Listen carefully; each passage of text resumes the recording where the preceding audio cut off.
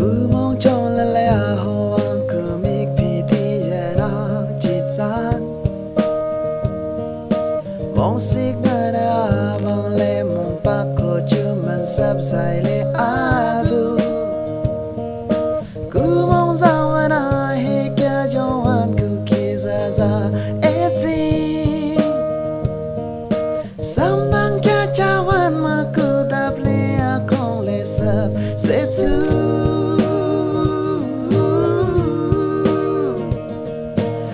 sống rằng vẫn cứ nằm hay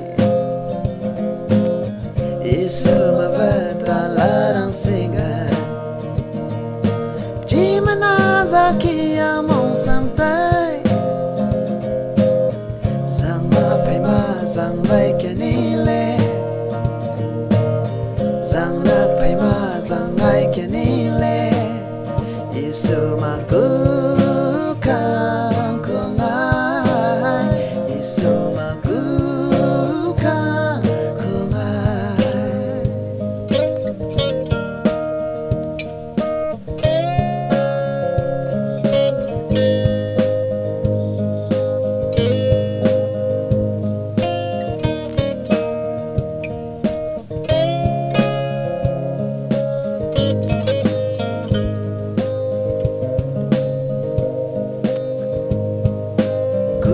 trong là lẽ hồ anh cứ miết phi thì giờ đó chỉ chán mong xích ngã đã vang lên mong bác cô chưa mình sắp dài lệ á du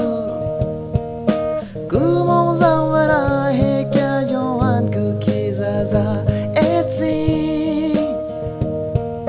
sắm đang kia chào anh mà cứ đáp lệ không lệ sắp sẽ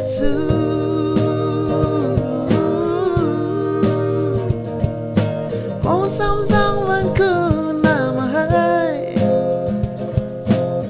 Isu mà về ta là đang sinh